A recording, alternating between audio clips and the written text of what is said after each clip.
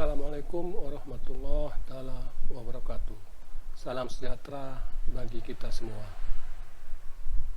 Kali ini materi kita tentang peran mahasiswa dalam gerakan anti korupsi. Dan ini adalah pertemuan yang ke-9. Ya. Jadi dalam anti korupsi ini ada 3 faktor yang mempengaruhi seseorang untuk melakukan korupsi. Ketiga faktor itu adalah niat, kesempatan, dan wewenang. Ya, bagaimana niat kita? Ya, dari awalnya bagaimana niat kita? Ya, apakah kita akan melakukan korupsi? Ya, niat itu timbul. Ya, banyak juga niat itu dipengaruhi oleh rekan-rekan sekerja kita. Ya, kita melihat mereka yang dengan enaknya korupsi dan membuat kaya raya, dan kita tergiur dan timbullah niat tadi. Ya, kemudian kesempatan. Ya, kalaupun niat ada tetapi kesempatan tidak ada, ya mungkin tidak akan terjadi. Ya, bagaimana kesempatan kita ya dalam suatu di pekerjaan kita mendapatkan ya bagaimana korupsi itu, dan itulah akan menjadi timbulnya niat. Ya. Kemudian ada kesempatan.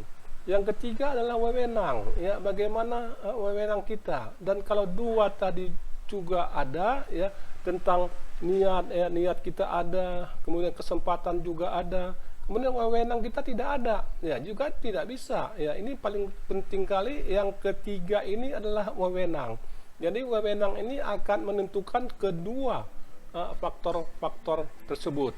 Ya, jadi dalam seorang mahasiswa ini ya juga dapat berperan ya sebagai seorang mahasiswa untuk memberantas korupsi. Yang pertama dalam keluarga, ya kita bisa menerapkan pribadi yang berintegritas tadi di dalam keluarga. Ya, misalnya dalam keluarga kita akan melarang ya adik kita, ya, kemudian orang tua kita ya dengan sepeda motor berbonceng 3, dan kita melarangnya. Ya, kemudian kita juga mengingatkan ya saudara kita, adik-adik kita untuk berbelok ya harus mempergunakan lampu sen. Ya, juga demikian kita mempunyai sepeda motor ya agar kita tidak ya akan memasang knalpot yang bising. Ya, itulah yang bagaimana seorang mahasiswa itu juga dapat menularkan kebaikan-kebaikan anti korupsi tadi. Ya. Kemudian di dalam mahasiswa itu juga bisa berperan ya bagaimana seorang mahasiswa berperan dalam kampus dan dirinya sendiri. Jadi dua variabel tadi ya bisa diterapkan mahasiswa. Ya, seorang mahasiswa tadi dengan dirinya sendiri bisa menerapkan pribadi yang berintegritas. Ya, jadi mahasiswa tersebut dapat menularkan dengan teman-temannya. Ya, bagaimana 9 nilai inti tadi untuk menekan anti korupsi. Dan tentu mahasiswa tersebut akan bergaul dengan sesama teman-temannya dalam badan eksekutif mahasiswa. Disitulah letaknya ya mahasiswa tadi menjadi role model, ya menjadi panutan dari teman-temannya, dan lambat laun ya semua mahasiswa organisasi tersebut akan mengikuti ya pribadi berintegritas yang ditularkan oleh mahasiswa secara mandiri. Sekarang kita lihat ya bagaimana sih ya peran mahasiswa dalam gerakan anti korupsi. Ya, kita lihat ya gerakan anti korupsi. Ya, ini kita lihat ya dengan foto seperti ini ya. Kemudian meskipun muncul niat seperti saya katakan tadi dan terbuka kesempatan tetapi tidak diikuti oleh kewenangan, maka korupsi tidak akan terjadi. Ya. Jadi seperti yang saya katakan tadi ya, ada niat, ada kesempatan, ada wewenang. 3 inilah yang dapat menjerat kita ya menjadi orang-orang yang korup. Ya, dengan demikian korupsi tidak akan terjadi jika faktor tersebut ya tidak kita miliki, dan wewenang tidak ada dan tidak bertemu. Upaya memerangi korupsi pada dasarnya adalah upaya untuk menghilangkan atau setidaknya meminimalkan ketiga faktor tersebut.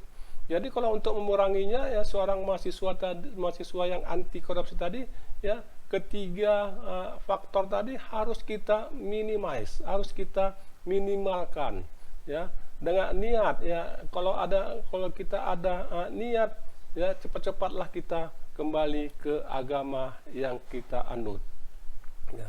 Jangan sampai niat tadi berkembang menjadi orang-orang yang korup ya. Itulah niat ya. Kesempatan juga begitu, walaupun ada kesempatan ya, kita harus kembali ke agama kita masing-masing ya. Bagaimana kesempatan itu kalau kita lakukan akan menyengsarakan orang banyak ya.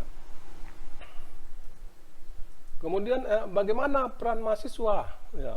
Jadi peran mahasiswa ini ya, mahasiswa yang memiliki intelektualitas, jiwa muda dan idealisme ya, dengan kemampuan intelektual yang tinggi, jiwa muda yang penuh semangat, dan idealisme yang murni telah terbukti bahwa mahasiswa selalu mengambil peran dalam sejarah perjalanan bangsa ini. Ya, jadi peran mahasiswa itu bukan hanya untuk korupsi, ya, anti korupsi, tetapi sejak zaman dulu mahasiswa itu sudah berperan. Ya, kita melihat dalam kemerdekaan ya, bangsa negara tercinta ini ya, juga peran mahasiswa ya yang menjadi motor di depan dalam menggerakkan ya kemerdekaan Republik Indonesia. Dan kalau kita juga lihat ya bagaimana mahasiswa berperan ya untuk menggulingkan Orde Baru ya. Mungkin kalau mahasiswa tidak bergerak saat itu, Orde Baru sampai saat ini terus ya masuk dalam pemerintahan. Dan disitulah peran mahasiswa ya, bagaimana mahasiswa kita dengan memiliki karakteristik intelektualitas, jiwa muda dan idealisme. Kemudian mahasiswa juga bisa dalam keterlibatan mahasiswa ya, dengan pribadi yang berintegritas tersebut ya, mahasiswa bisa mengambil peran ya, bisa mengambil peran terhadap dirinya sendiri maupun dalam komunitas-komunitas ya, baik sebagai pendidikan, kepemimpinan, juga mahasiswa dapat menularkan pribadi yang berintegritas.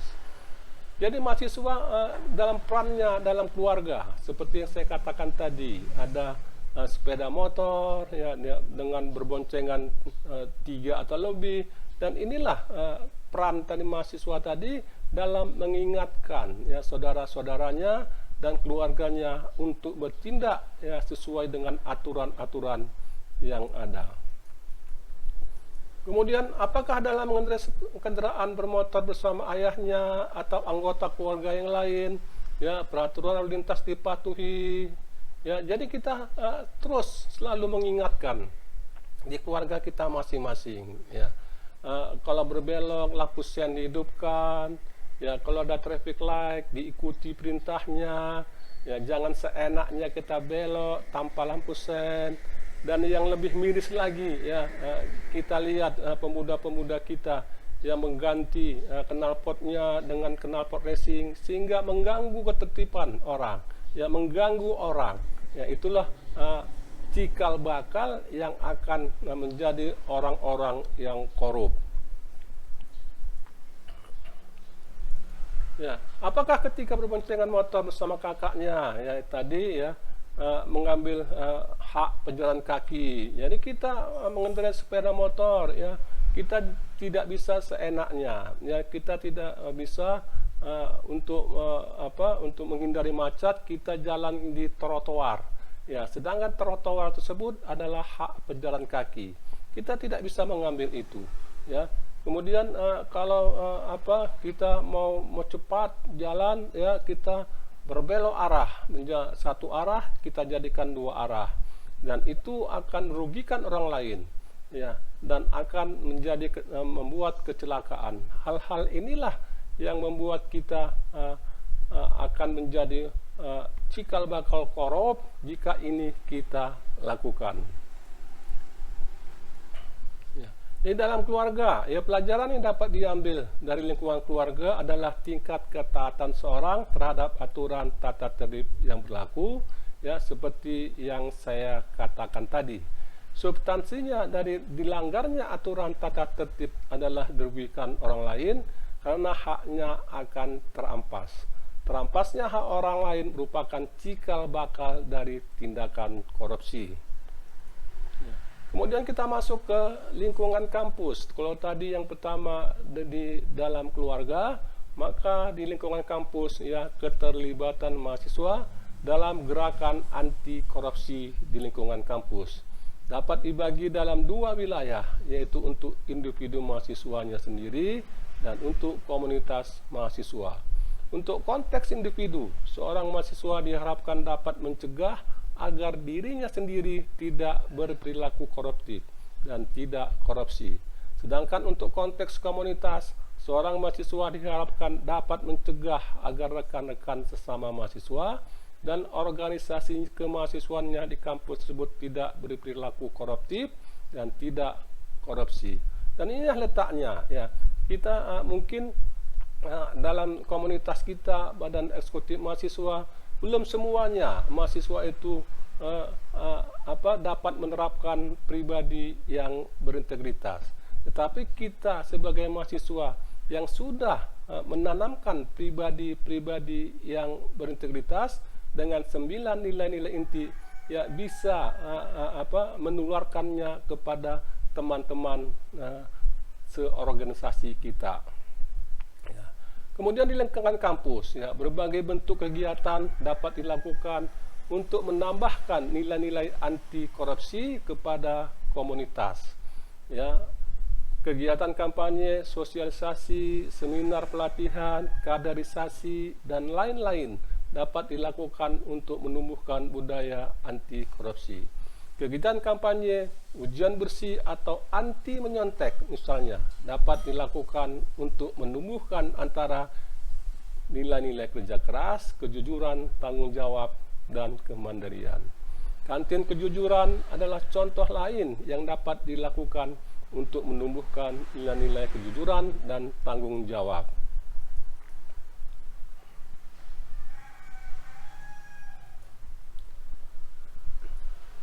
Jadi berbagai bentuk kegiatan, ya, di masyarakat sekitar, ya.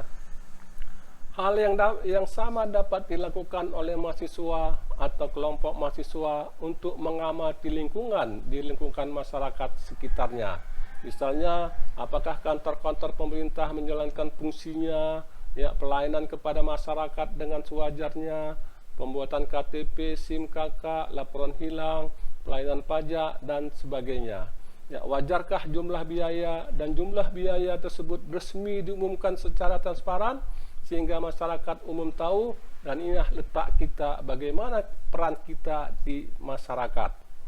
Ya. Di masyarakat sekitarnya, ya, apakah infrastruktur bagi pelayanan publik sudah memadai, misalnya kondisi jalan, penerangan, terutama di dalam hari, dan ketersediaan fasilitas umum, rambu-rambu penerbangan jalan, dan sebagainya. Ya.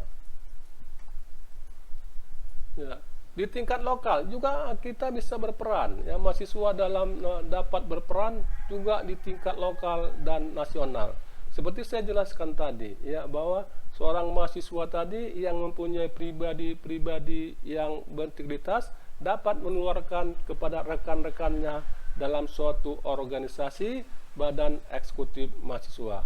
Itu di tingkat lokal. Kemudian di tingkat nasional juga dalam pelatihan-pelatihan kepemimpinan, ya, kita harus menunjukkan bahwa kita adalah seorang pribadi yang berintegritas dengan menjunjung tinggi 9 nilai inti tersebut.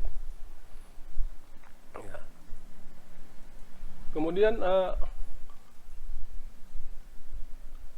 hal-hal inilah yang dapat kita tularkan, dan hal inilah yang menjadikan kita suatu model, ya, agen-agen perubahan. dengan pribadi yang berintegritas tersebut, ya, menjunjung tinggi 9 nilai-nilai, intinya kita dapat berperan baik di keluarga kita, di teman-teman kita, ya, maupun di lokal, nasional, dan di masyarakat. Ya.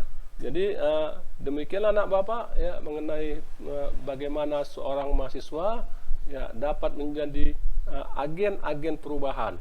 Ya, mahasiswa akan mendapatkan peran yang lebih dan bertanggung jawab akan keberhasilan menekan anti korupsi ini. Terima kasih. Assalamualaikum warahmatullahi wabarakatuh dan sampai jumpa.